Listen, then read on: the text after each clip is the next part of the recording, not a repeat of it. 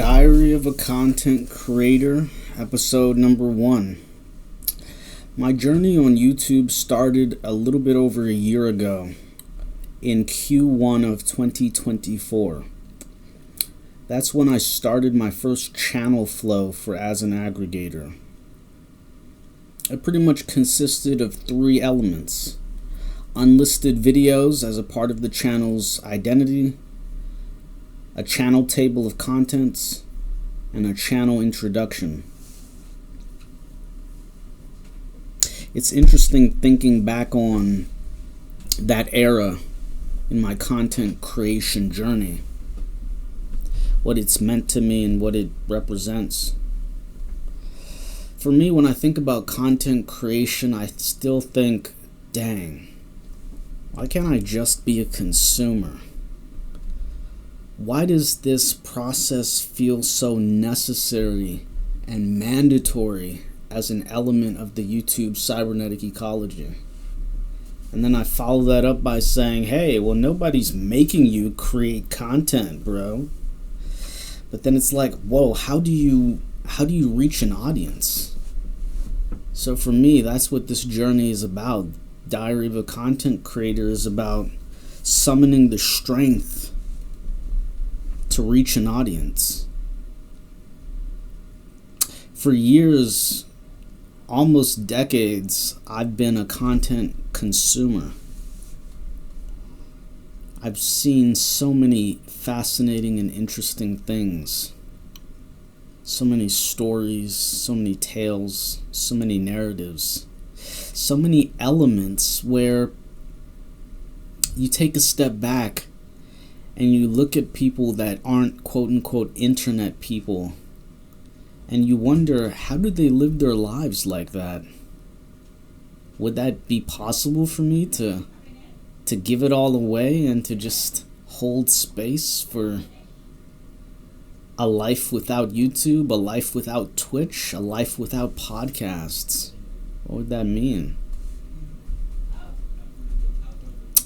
So that kind of mind space is where I started when I started my journey as a content creator for as an aggregator. Now, we started with a simple goal in mind. That's to communicate our narrative, to drive traffic, and to figure out what of this process that we've been putting off can we operationalize to make this insurmountable task of content creation a little bit easier. And so I want to start by re-anchoring this to the beginning of my YouTube channel. As a content consumer, I start with thinking about YouTube as a cybernetic ecology. For me, I have a background in search, so I tend to think in terms of search operators.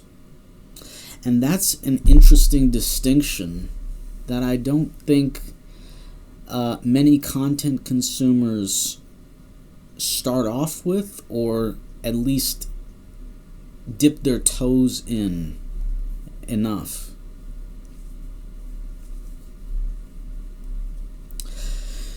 For me, with YouTube as a cybernetic ecology, it begins with the user interface.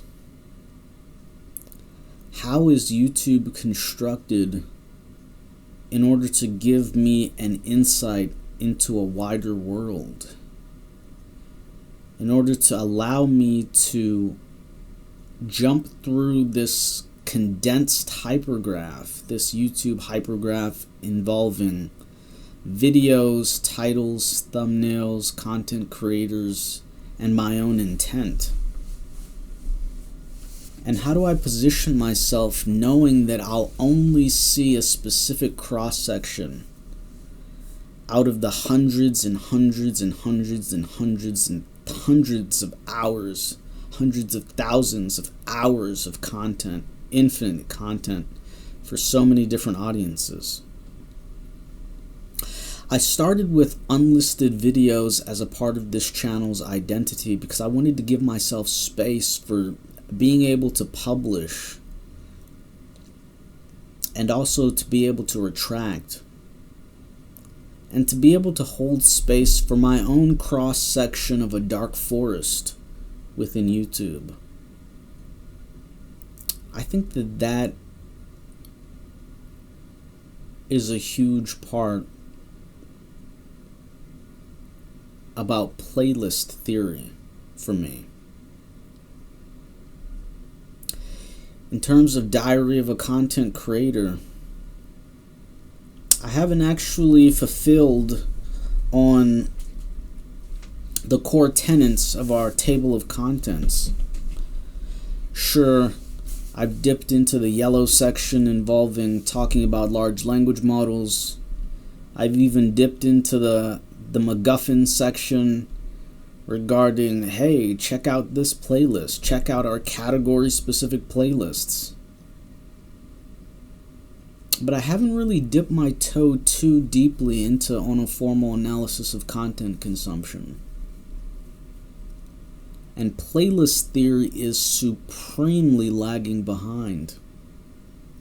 Now, we did have some playlist theory for content creators at the beginning, and I think there are still some unlisted live streams awaiting publication. But that's interesting to hold space for. Pause.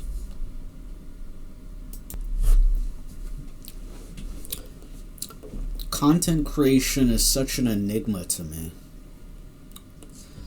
On the one hand, everyone has a story to tell. Everyone has a narrative. But on the other hand, there's this mandate to receive something from that production, whether that be monetarily, in the form of clout, in the form of attention.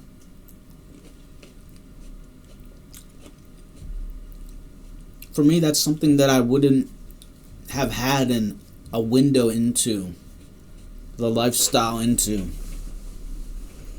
As a content consumer, I don't get access to analytics about videos and views and metrics. Well, outside of playlists. But even then, that's curation.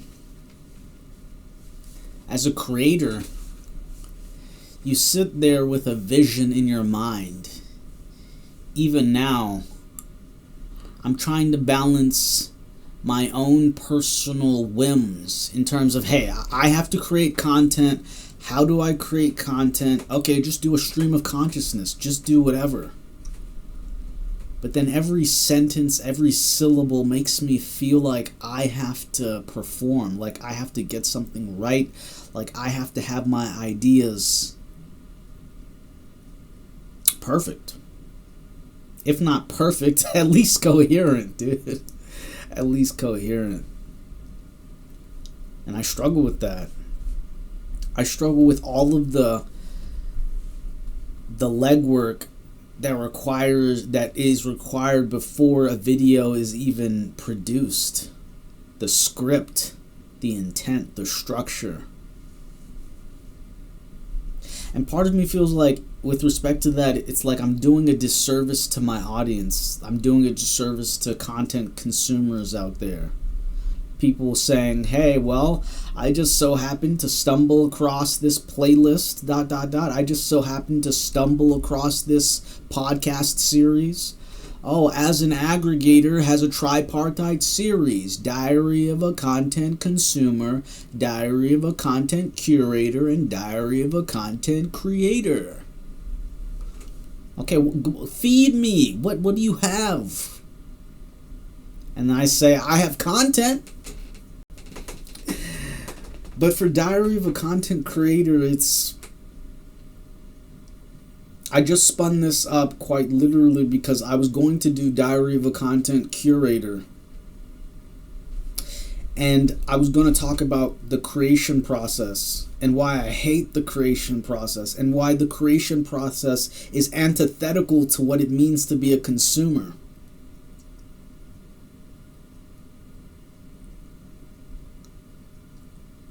But the reason why I started this was specifically as a result of me working as a creator. Working with Consume Digest Daily Notes. Just adding the video from the first of the day to the end of the day into a daily silo to use for YouTube posts. Can you believe it? I think we have some examples from Q1 2025. It's all the things that you all as consumers don't see behind the scenes.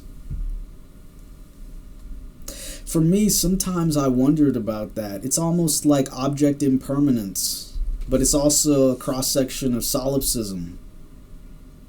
What do you experience as a reflection of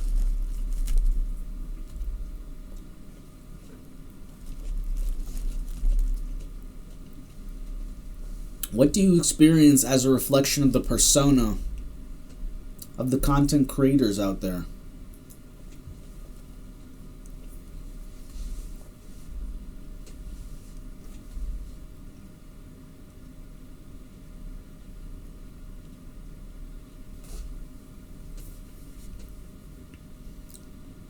For me, I just see the content. I say, hey, is it, okay, what type of culture commentary is it? Is it technical grade? Is it useful? Can I put this into a playlist? Where would I put this into a playlist? And that's so cut and dry for me. It's consumption. But as a creator, I'm forced to find a baseline of consumption, and then I'm forced to project into that void as a space. Not literally forced. Everyone has to decide to click that button, to click record for the first time, to click publish for the first time. That's a choice. I'm talking about how do you establish that meta context to bridge where you're at to where you come from. For me, that's the hardest thing. It was hard for me to do as a content consumer, hard for me as a content curator.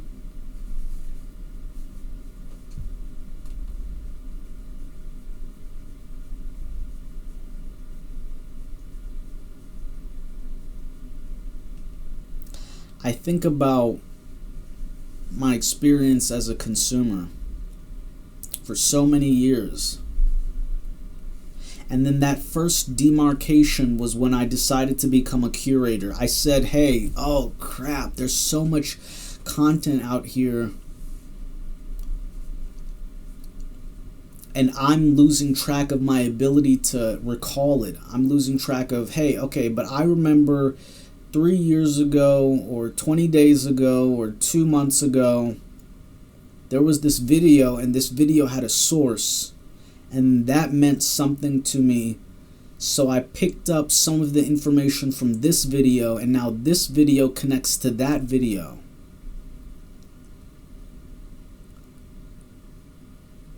So for me, curation was an example of hypergraph threading. It was a way for me to finally link some of the sensory details that I've had as a reflection of my experience as a consumer, and then actually concretizing that, actually stabilizing those points of reference by adding them into playlists, by adding those sources, those data, those details in context.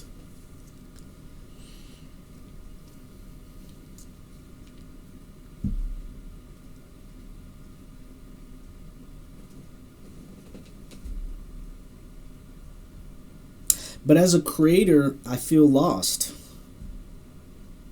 Not literally lost, figuratively lost.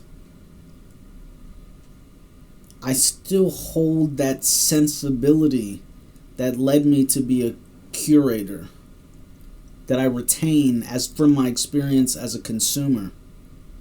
That sensibility that says, how can I package the content that I consume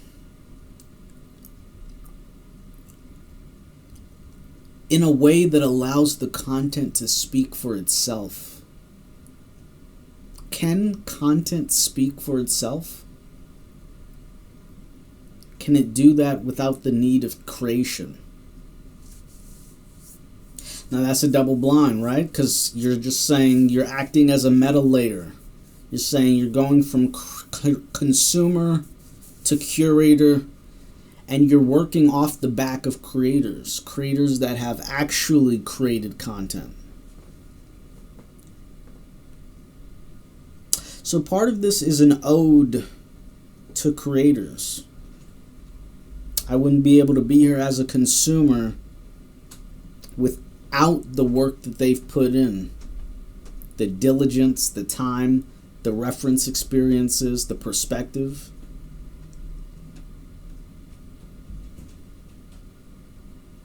But for me, it's hard. It's challenging work to find an idea, to find a narrative, to find something that speaks to this multifaceted aspect of my experience.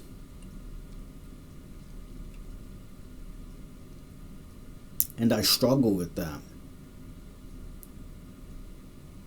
In fact, it pains me.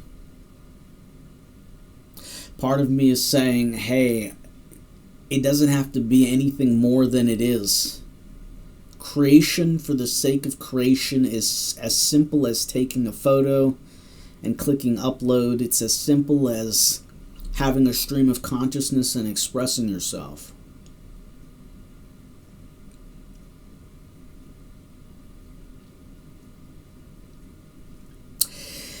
Diary of a Content Creator #1. What was it about? What stories did I tell? Did I tell any stories? What is necessary and what is mandated for me as a member of this cybernetic ecology on YouTube? I started off talking about my personal origin about a year ago in Q1 2024. And I wrote about my table of contents, but I didn't really speak about temporal playlists and how that led to a flood of YouTube shorts acting as ASAP transit playlists before going into my temporal quick picks for I believe it was Q1, Q2, and Q3 of 2024. Excuse me.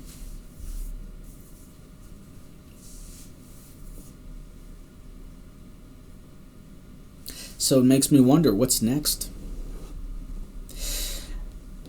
If you're a content creator out there, what has your journey been like? Have you started yet? Have you been in the game for over a year? What are your milestones, your personal milestones, things that you hold close to the vest? For me, it was when I reached 700 views. I reached 700 views with barely any watch time, and I was like, yeah, okay, so I'm getting feedback from some level of impressions. Okay.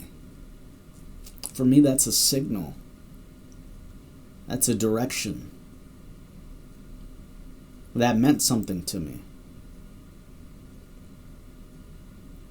What about YouTube as a cybernetic ecology? Are you out there in comments sections?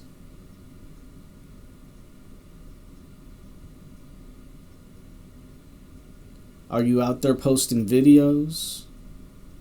Are you a lurker? Do you index content? Do you just add them to playlists? Who are you as a fixture of this cybernetic ecology?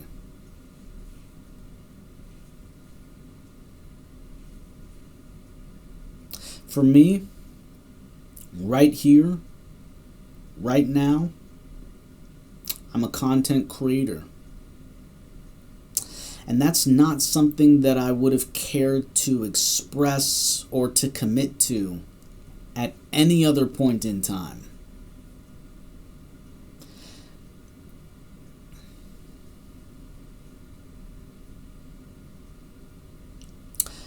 But as time moves on, it's slowly becoming more and more part of my identity. Right next to being a consumer, right next to being a curator.